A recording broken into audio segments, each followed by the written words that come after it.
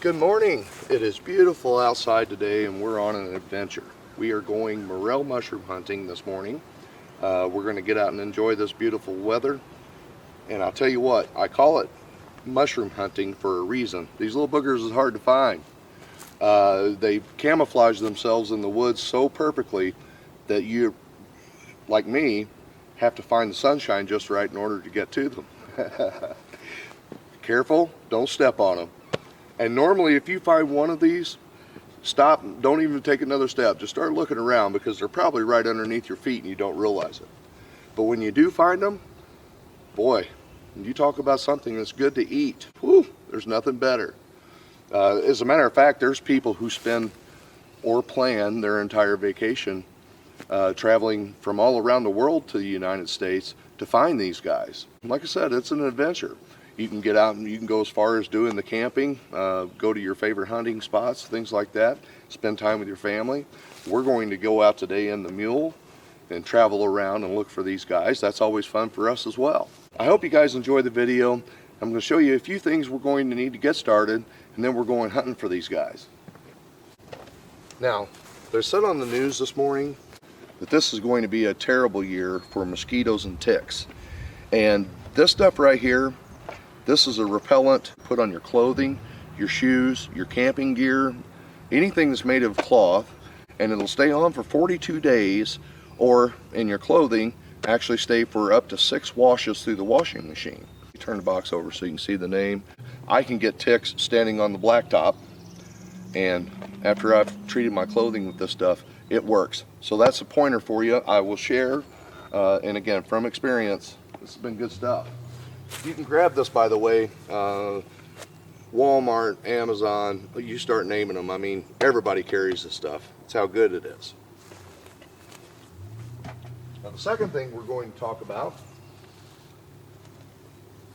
if we get lucky enough to find some mushrooms, it is always good to have some type of a netted bag. If you don't have this, you can put them in a plastic bag, but the thing is, if you find mushrooms and drop them in this cloth material like this, it can spread the spores or seeds from the mushrooms as you're walking through the rest of the woods on your hunt or back to your vehicle. It helps replenish the crop.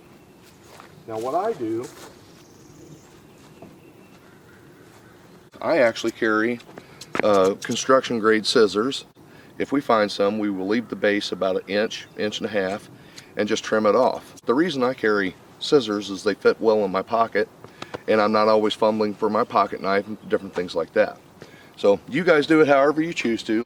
You don't want to pull these things up by the root. You can pinch them in two if you choose, but you want to leave about, that much of the stalk. That way there's something to grow again next year. As far as where to find them, if there's trees or something laying down on the ground that holds whatever these mushrooms need to grow, elm trees is really good. If you have a fallen elm tree or an elm tree that has the bark falling off of it, they say they grow well around that. On the other side of that, I find them under cedar trees as well. Wherever you find them at, just kind of make a mental note as to what your location is, and that may help you in the particular area you're in. Wetted soil, someplace next to a creek or a low-lying area that holds water, that seems to be pretty good. And there's a lot of myth behind this simply because they're so hard to find. Everybody goes out and gets looking for them and realizes they've spent 3 or 4 days and walked however many miles and maybe not even seen one. Typically my luck. So another great way to be outdoors and just enjoy yourself. And anytime we get to play in the Mule, that's always a good day too, right? If I find one of these, I'm going to show you exactly what they look like. These are not toadstools, so if you're unfamiliar with mushroom hunting, educate yourself, not from just this video. You can look at a bunch of information online about these. That way you don't pick up something poisonous and then eat it and have a problem, okay? This is meant to be fun, and it is meant to be an adventure for you, not to cause a big problem. So do a little bit of research. Now, if you know what you're looking for, perfect. But toadstools, never. Don't pick those things. Like I said, much like hunting, you have to look for these little dudes, and you can cover some ground to find them.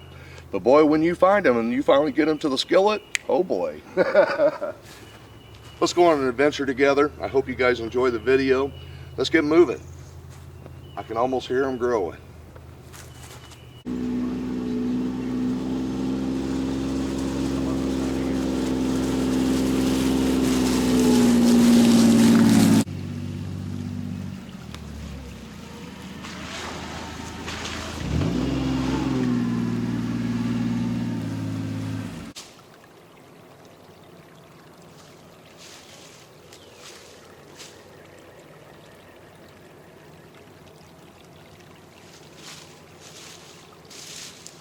Now this isn't like hunting animals, guys. You don't have to be quiet.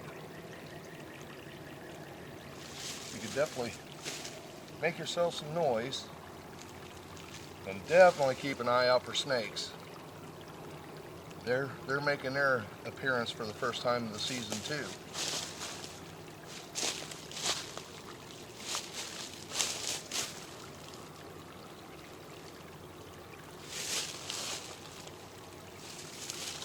But anytime you get next to a little creek like this, again, on the southwestern bank, now either bank is good, but I'm really paying attention to this area over here.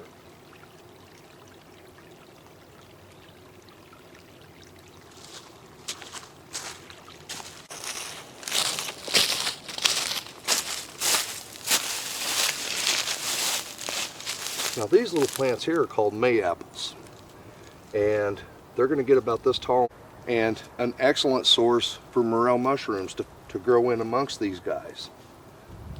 So when you run across these in the woods, slow down a little bit and take a good look. Nothing yet, guys.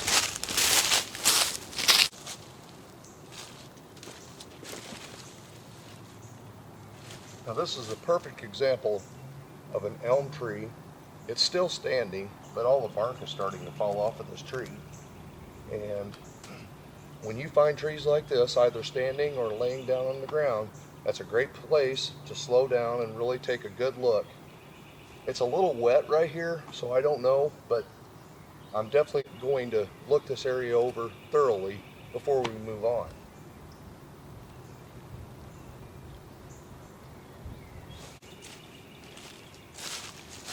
I think this is just a little too wet right here.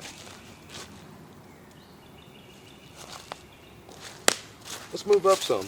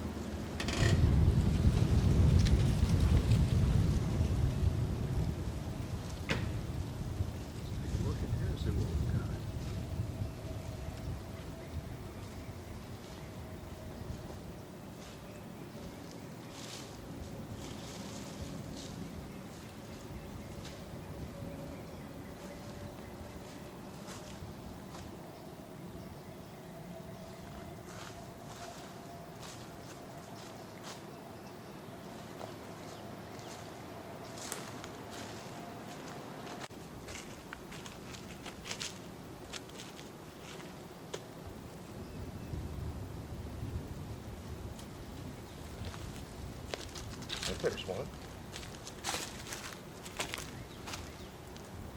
There's two. 3. We're on them now, guys.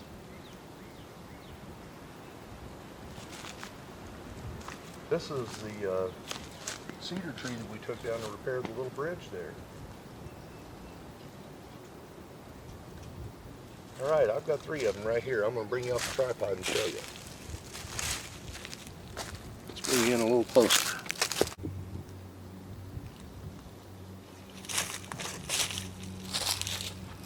I found it. Oh, there it is. I got them. I see them now. I'm telling you, these little dudes are hard to see. I don't know if you can pick that up in the camera or not. Just set my foot right against it here. Here's one. Here's one. And right over here is the third one. So now that you know where that's at, let me move my foot. The way the sunlight refracts off of those, I'm telling you, they're extremely hard to see. That's why you have to be extremely careful when you find them. You want to make absolutely sure you look all the way around it before you start moving your feet around, because you can step on them and break them. And then they'll be no good to you. Let me get you down here real close and we'll get a good close-up of that. And just the way I was standing here and trying to get the camera to focus, I had to put a stick down here so I could see it. But that is the Morel mushroom.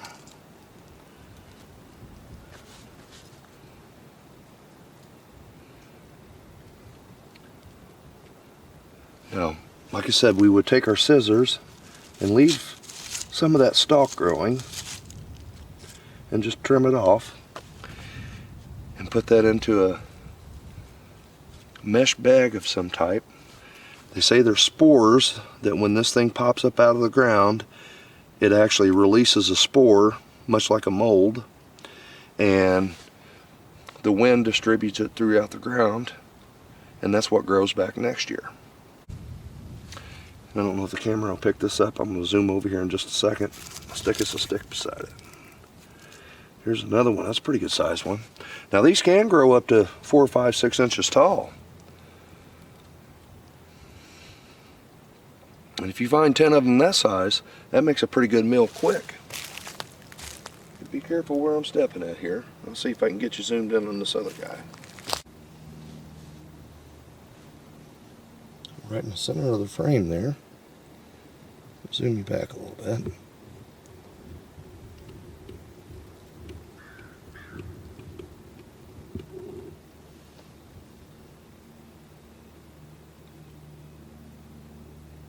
Well, that's 3 of them we found.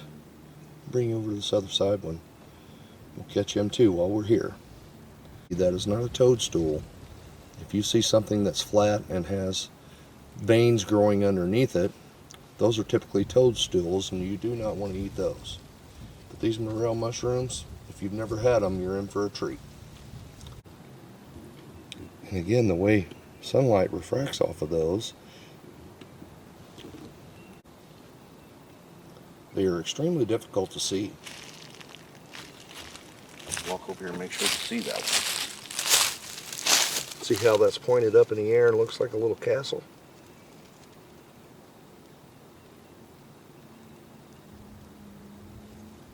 And that one will still, it'll continue to grow a little bit. I don't have to harvest these right now, but I know they're here. And we're right here beside cedar trees.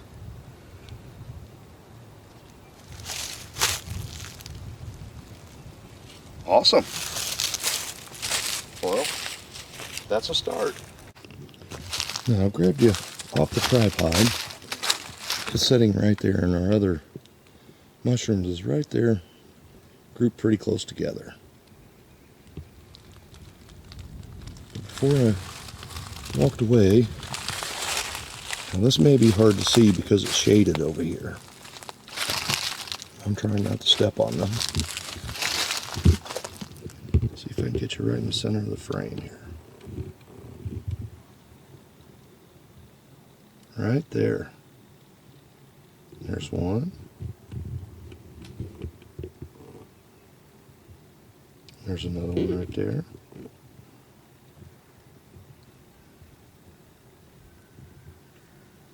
Lost it, and there it is. And there's a real small one growing right to the left of that guy.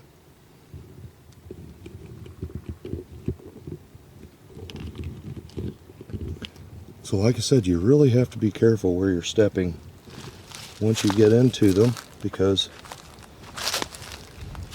they're extremely difficult to see. Now, got another one. If I can get it pointed down here for you. Right there.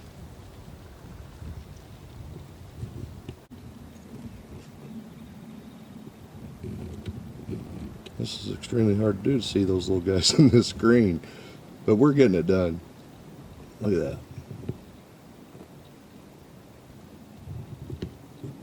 Well, we've got them found. I'm not going to harvest them yet, and so I'm out here a little bit early. I'm going to give them a couple more days to grow, and hopefully we'll have some more. The best year we've had down here was 75 of them we found total, and we did that within about a couple of hours.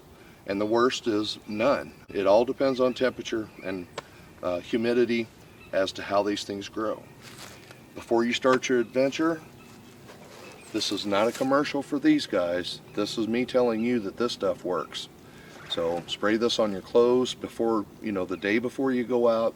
You can cover your tent, you can cover your sleeping bags, and allow that to set for 24 hours, and you're going to be set.